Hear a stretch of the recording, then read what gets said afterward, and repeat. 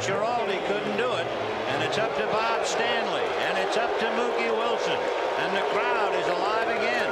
And Rick Aguilera praying that he'll get off the hook.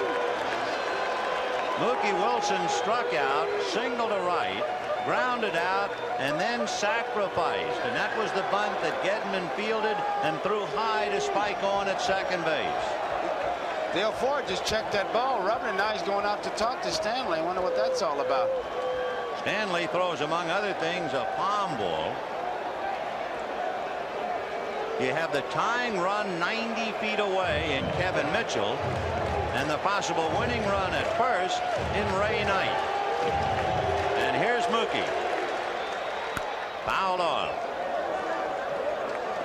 55,078 here at Shea, and they have really been put through the ringer.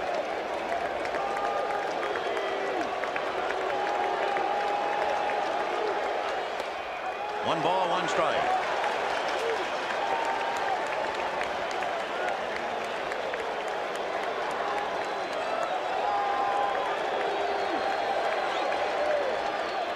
Ball two. And on deck, Howard Johnson, who had that most important at-bat in the ninth inning.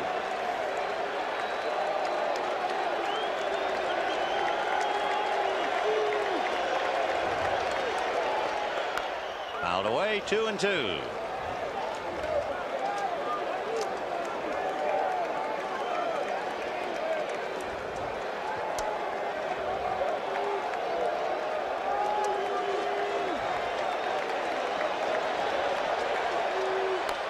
Fouled away again.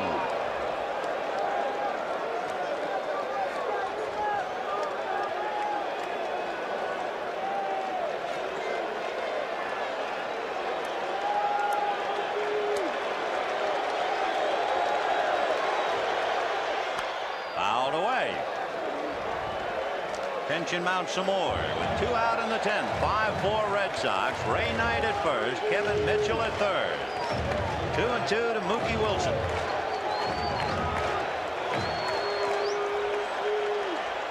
And it's going to go to the backstop. Here comes Mitchell to score the tying run, and Ray Knight is at second base.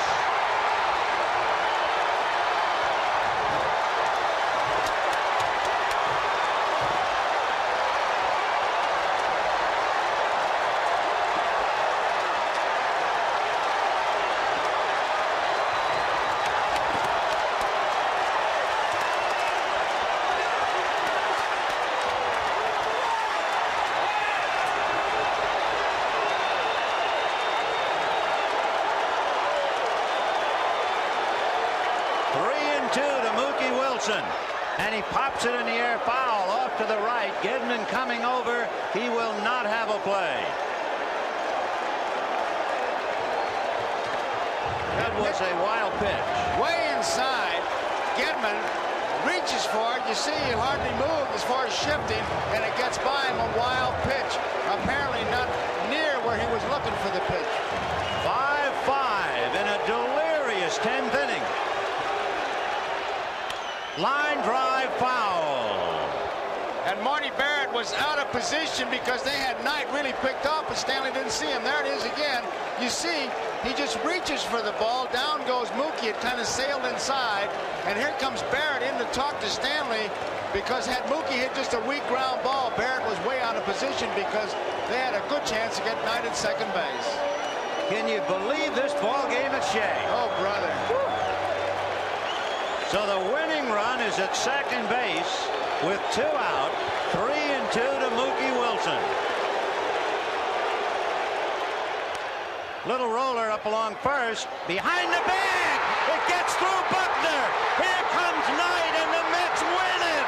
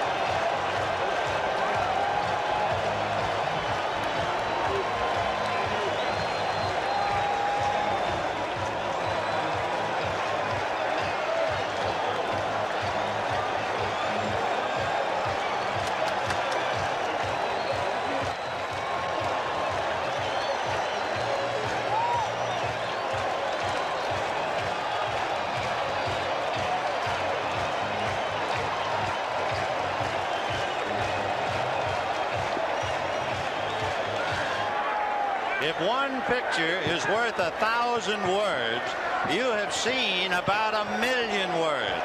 But more than that, you have seen an absolutely bizarre finish to Game 6 of the 1986 World Series. The Mets are not only alive, they are well, and they will play the Red Sox in Game 7 tomorrow.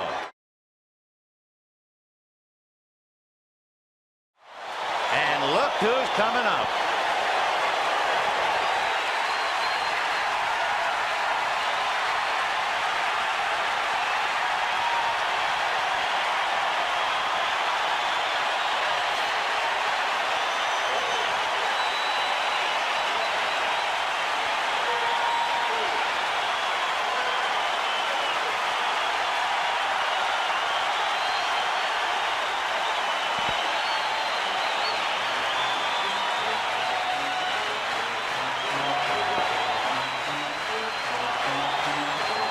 All year long, they looked to him to light the fire, and all year long, he answered the demands until he was physically unable to start tonight with two bad legs, the bad left hamstring and the swollen right knee.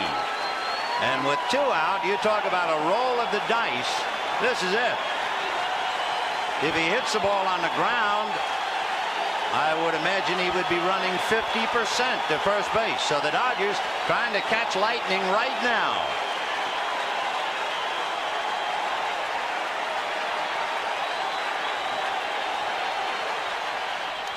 Fouled away.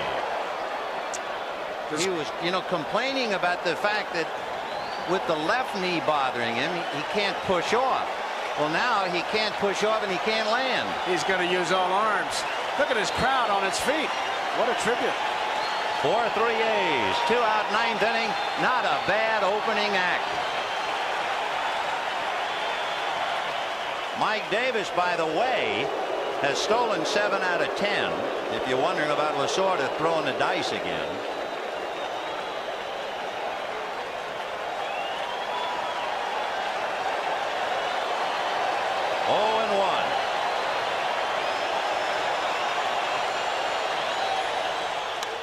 Fouled away again.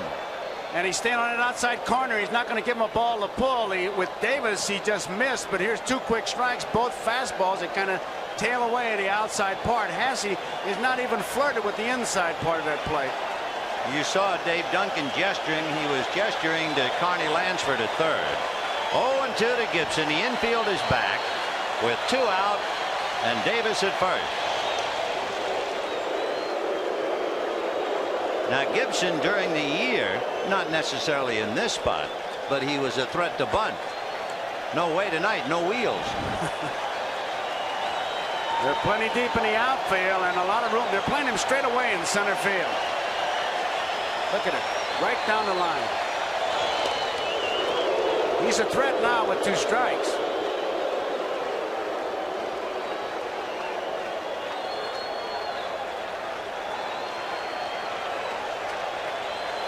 No balls, 2 strikes, 2 out.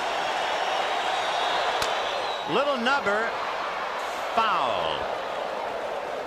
And it had to be an effort to run that far. Gibson was so banged up, he was not introduced. He did not come out onto the field before the game. You can really see the limp. He's not driving that ball. It was by him.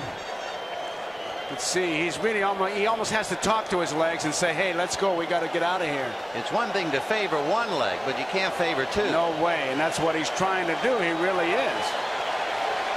0-2 to Gibson.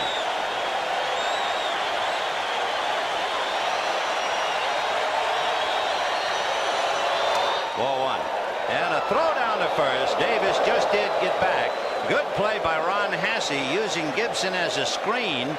He took a shot at the runner, and Mike Davis didn't see it for that split second, and that made it close. A lot of times what you do, you'll give a sign to the first baseman, say, now be there. They call it now be there play. If I get the ball, I'm going to throw it. 14 fastballs in a row. That's all he's been throwing. There goes Davis, and it's fouled away. So Mike Davis, who had stolen 7 out of 10 and carrying the tying run, was on the move. They wanted to give Gibson a good shot at it with 2 strikes, but with the 2 strikes, Davis a threat, as we said, because the Blue Pin will score that big run. Gibson shaking his left leg, making it quiver like a horse, trying to get rid of a troublesome fly. 2-2.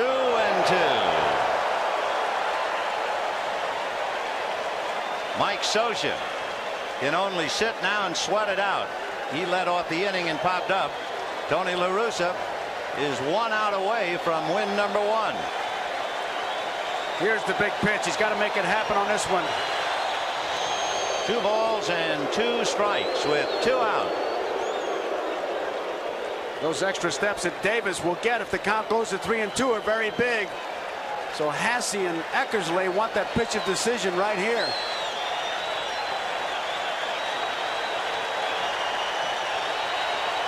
There he goes, way outside. He's stolen it. Hasse started to throw and kind of bumped Gibson, but it was way too late. Davis was way down there, almost as if he could have walked in. Not a bad pitch to handle for Hasse outside. Now watch when he starts to throw. Look at Gibson. And Harvey says, no, he had the base stolen. So Mike Davis, the tying run, is at second base with 2 out. Now the Dodgers don't need the muscle of Gibson as much as a base hit. And on deck is the leadoff man, Steve Sax. 3-2.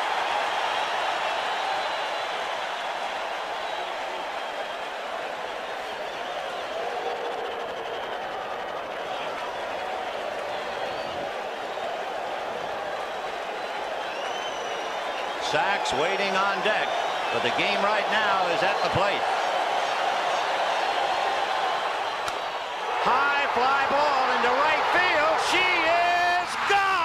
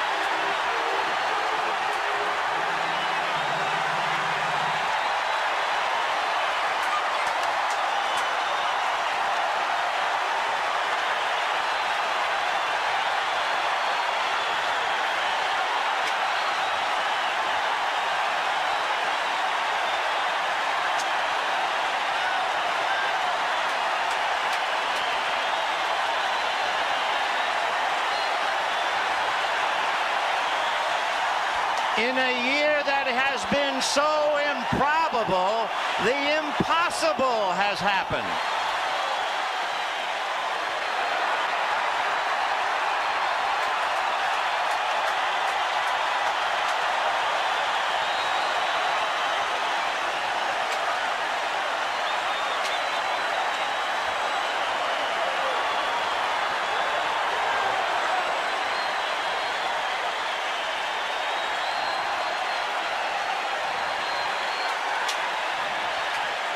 And now the only question was, could he make it around the base paths unassisted?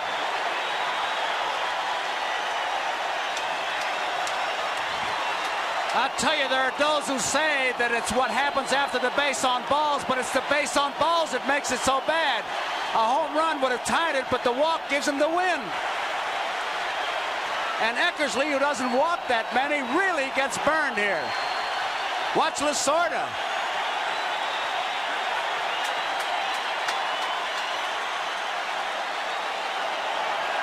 You know, I said it once before, a few days ago, that Kirk Gibson was not the most valuable player, that the most valuable player for the Dodgers was Tinkerbell.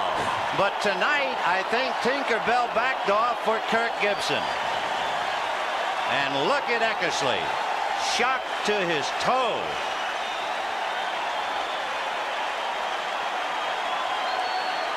They are going wild at Dodger Stadium. No one wants to leave.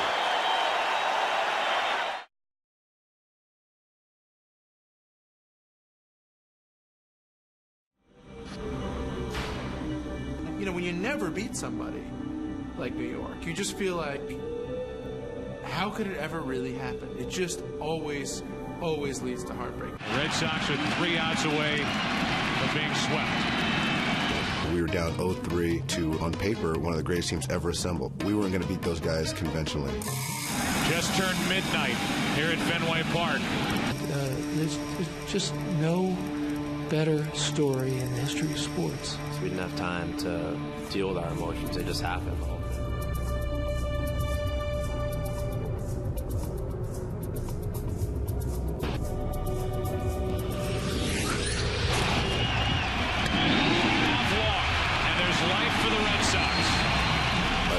Take the field, you know, Terry looked at me and just gave me a wink, and I knew what that meant right there. A pinch runner, Dave Roberts, is going to come in for Boston. He can run. As nervous as I was, I want to make something happen. I think that was my only chance to win. Bill Miller is at the plate. And I had butterflies, adrenaline, anxiety going right there. Roberts with a huge lead draws a throw. Very fast, Roberts. I had to push the envelope and be aggressive. With the Red Sox try and steal a base. It was an opportunity that I could either seize the moment and make something happen and do something special, or just be another player out there.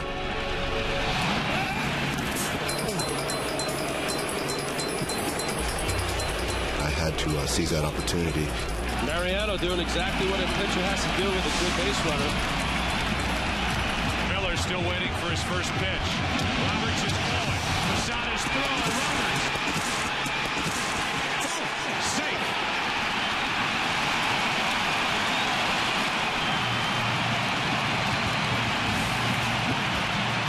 Everyone in baseball knows this, in the ballpark knows this is going to steal. Somehow steals that bag. Might have been the biggest stolen base in baseball history. If he doesn't steal that, we're going home. Up the middle. Roberts will come to the plate. The throw by Williams. Bill Miller has tied it. For us to kind of turn the momentum right there, it was just an incredible eruption coming out of me and the fans and the dugout. And I think that right there, Game 4, was obviously a pivotal play and a pivotal game. That's what our players kept saying the whole time. They were in the clubhouse saying, don't let us win one game because we're going to win all 4. When we called upon him to do something that maybe seems as minor as maybe trying to steal a base, you end up seeing we win a World Series. In my opinion, that was the #1 biggest play. And we're off. We don't look back. The guys played with so much courage and heart and played for each other. You know, I don't think you come back from 3 games to nothing against the Yankees for yourself. I think you do it for the other 24 guys, your teammates in that clubhouse. It would have to go through New York. They'd have to come back from 3-0 deficit. Now, I know it's never been done, blah, blah, but that's the only way. In fact, that's the only way I want them to do it. It's been the greatest story ever told. It just had to be this way. That you couldn't have had a victory to win the American League Championship on the way to the World Series without beating the Yankees.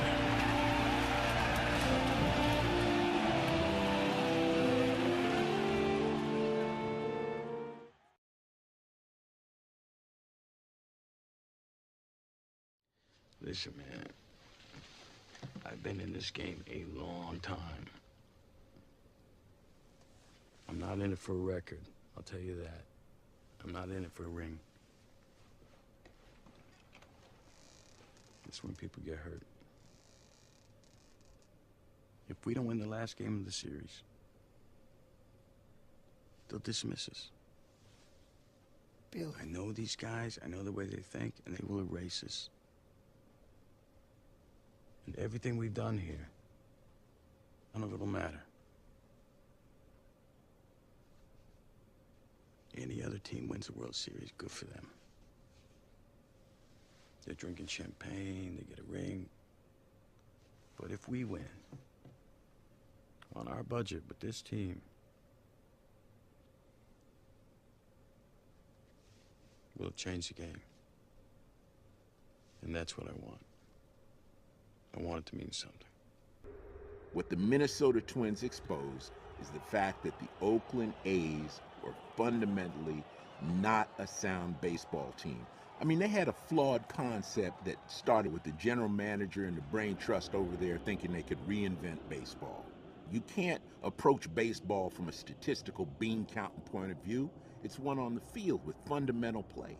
You have to steal, you have to bunt, you have to sacrifice, you got to get men in scoring position, and then you got to bring them in. And you don't do that with a bunch of statistical gimmicks. Nobody reinvents this game.